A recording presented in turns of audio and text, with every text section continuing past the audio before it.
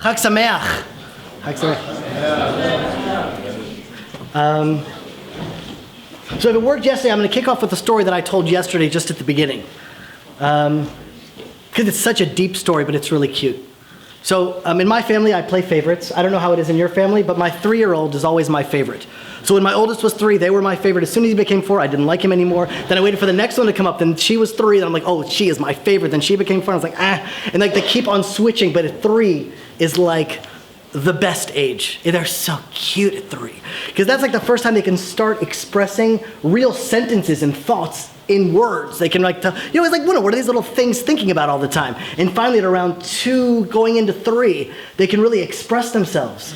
And so I live in Neve Daniel, a community right outside Jerusalem, maybe 15 minutes outside, and my brother is my next door neighbor. And so his kids are in my house and my kids are in his house, and we're sort of like growing up like this big pack because we're like next door neighbors. And so my brother's wife was pregnant with her 6th. And so, every day she's in our house, she's hanging out, and like she's getting bigger and bigger. And the 6th month, she's like big, and then 7th month, like 9th month, she's like a whale. And we're like waiting at any moment for her to give birth. And then the 9th month comes, we're waiting any second. And then, in the evening time, she has her 6th, a baby girl. And then my wife, Tila, says, Jeremy, listen, just don't tell the kids. They're never going to go to bed. We'll tell them tomorrow morning right before they go to school. Then I said, okay, that's a great idea. So the kids went to bed. We didn't tell them. I went to bed. It was great. Woke up the next morning. Tehila's making breakfast. My kids come running down the stairs. And my wife turns to Akiva, who was my 3-year-old. And she says, Akiva, the best thing possible happened to the Gimpel family last night. And Akiva stops on the middle of the stairs. And he gets really quiet. You can see like the wheels are turning. He's thinking. And then he goes, oh, we got a kangaroo? And I think about that, and I'm like, because in his mind, it's like, the best thing possible has happened.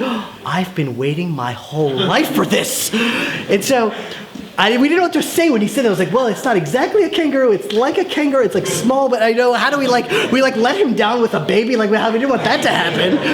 And so, but why am I telling you that? Because it's our job as parents, as teachers, as rabbis to give over to the next generation, what's really important. And you should know, by the way, you're already in that category. Last night was so awesome. The dancing was so incredible. It wasn't because of the adult. It was because of you guys. Meaning you guys made Yom HaAtzmaut. Already now, you're the leaders of the community.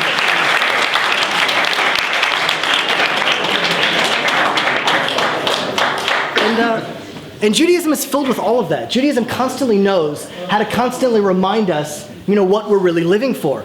Have you guys ever asked yourself a question, why do we daven from a siddur? Isn't it weird? If I were to go to my wife and be like, Tehillah, I have something I want to tell you.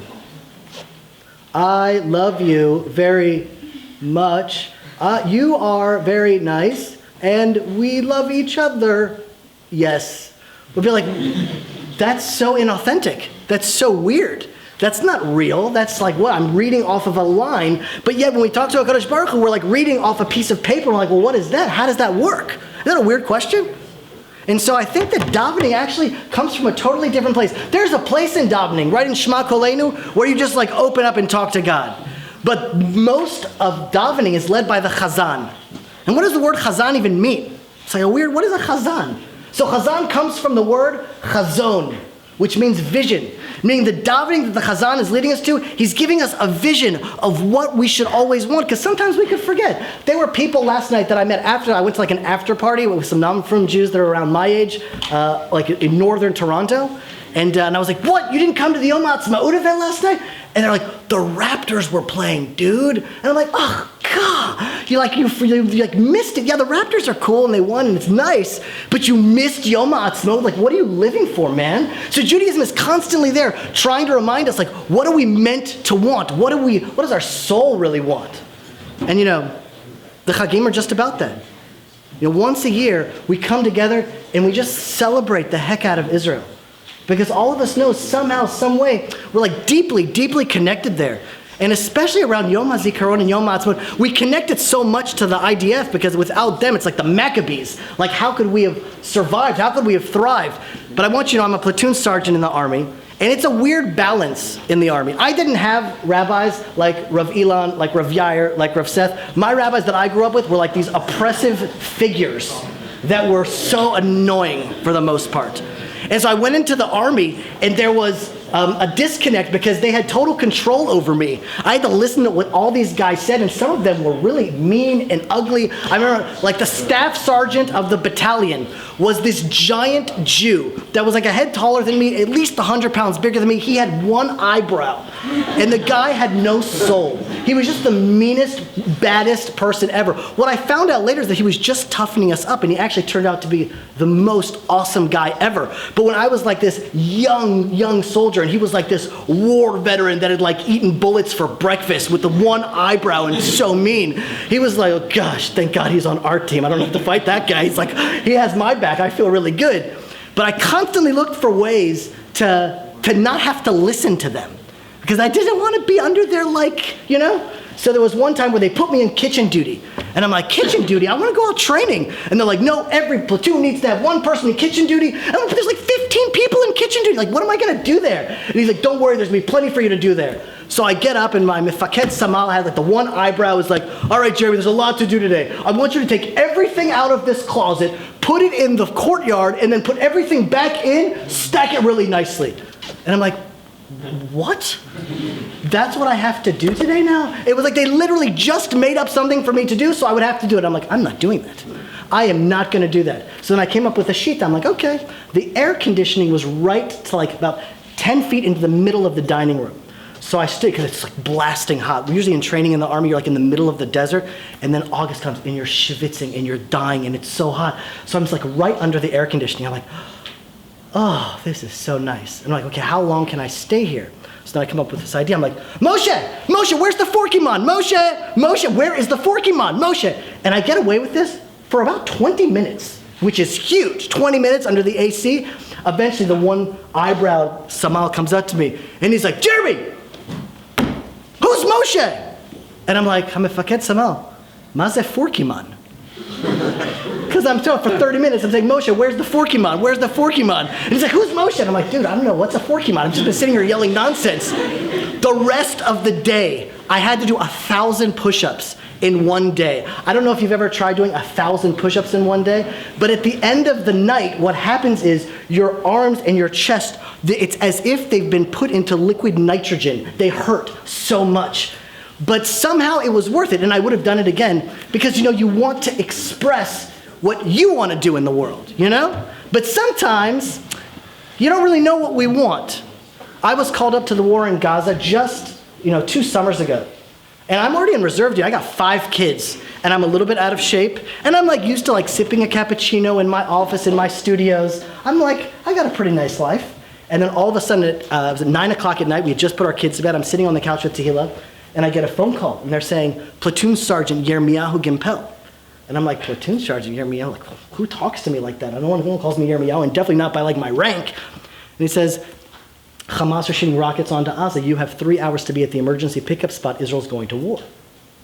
And I'm like, yeah. I mean, I hung up the phone. My wife already knew exactly what was happening. I didn't have to say anything. She could just tell by my expression that something was up. And there was such a tense environment in Israel at that time. 3 boys had been kidnapped. The Hamas and Israel were really getting into it. And 60,000 Jews were called up to reserve duty. Now that's pretty amazing because all of us have jobs, all of us have kids. People could have supplies coming in one morning. People could be lawyers, doctors, they could have deadlines. And it's like everything stops. Life stops no matter what you have coming in from the port. Am Yisrael is going to battle, and you have 3 hours to be in your emergency pickup spot. In my unit, 99% of our soldiers made it in 3 hours to the emergency pickup spot and made it to the base in time. And the only reason it wasn't 100% was because it was summertime and people were traveling. So some people were in the Golan, and some people were in Eilat, and some people were in Greece, and they actually flew back and then met us on the road. But 99% were ready to drop everything they had to do, get in gear, and go out to battle. And you think, 60,000 Jews, that's a lot of food. How does the army feed so many Jews? Because if there's not food, Jews go nuts. We need food all the time. It's like, when is breakfast? Breakfast is soon. I need food. It's like, that's how we live. You have 60,000 Jews coming in. How do you do it? So they have what's called manot krav. And manot krav are pretty much tuna fish and beans. So the first night you have tuna fish and beans, and then you wake up in the morning and you have some beans and tuna fish, and then in the afternoon you're eating from like these cans. That's all there is to eat because it's 60,000 people. There's not food for everyone. And then that next day, it's like tuna fish and beans, and then the next day, it's like beans and tuna fish. And by the third day, you actually become a tuna fish with beans coming out of your ears, and you're so miserable. And then I got a phone call from a friend of mine, and he's like, wow, Jeremy, I heard you were called up to duty. Is there anything that I can do? And I said, dude, can you order us some pizza? And he's like, absolutely, blank check. Order it for the entire base. And I'm like, wow. When the pizza man arrived at the base, it was as if Mashiach had come. The pandemonium of the pizza delivery guy. I mean, that was shouting and dancing. You thought the dancing last night was good. The pizza guy comes.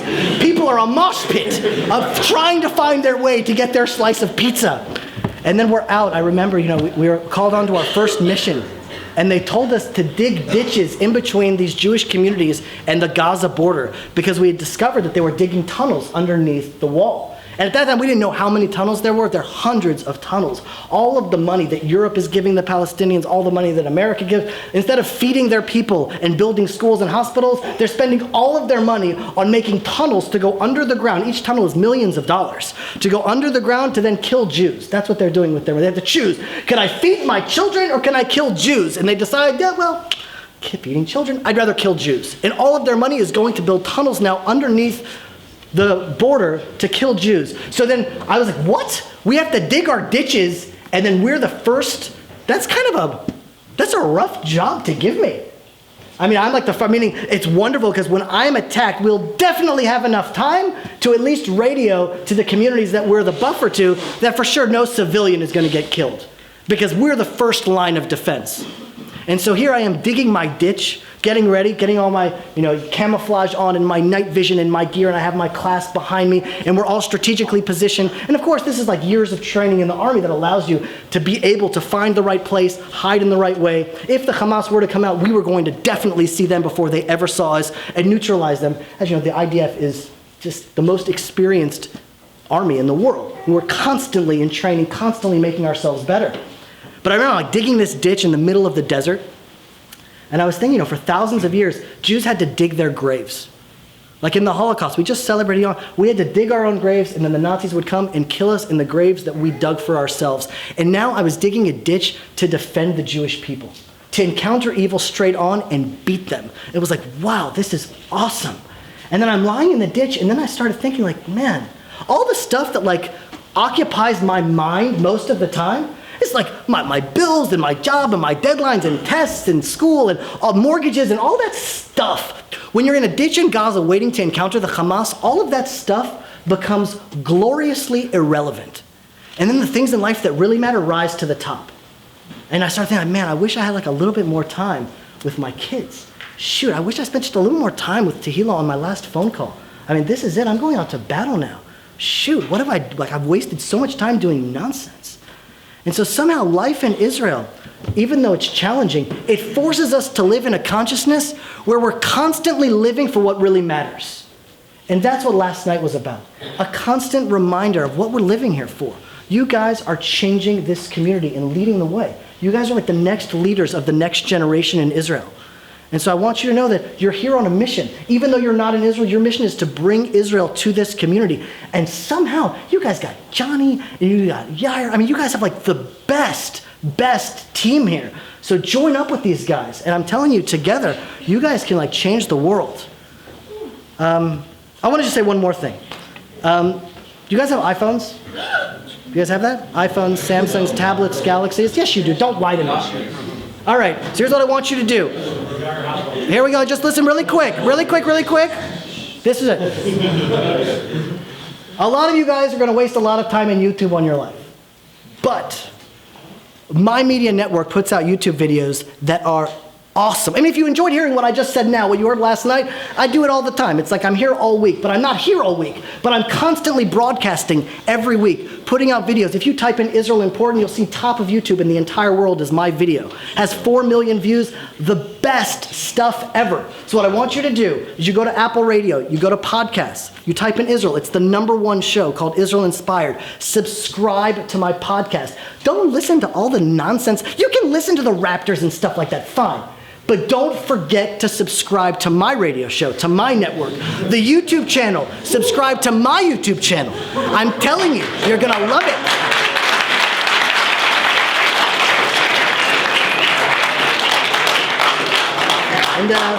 And that way, And you should know every single email, and thank God I get emails from literally all over the world. We have 56 listeners in Saudi Arabia, and one I'm in contact with, because you can see all the stats where everyone's listening from.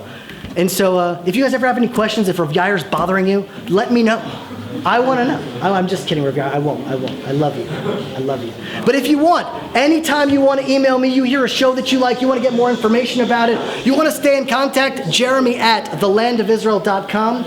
And my website is thelandofisrael.com. YouTube.com/thelandofisrael. The Land of Israel Network. Thelandofisrael.com. You guys got it? All right. Thank you. Chag Sameach.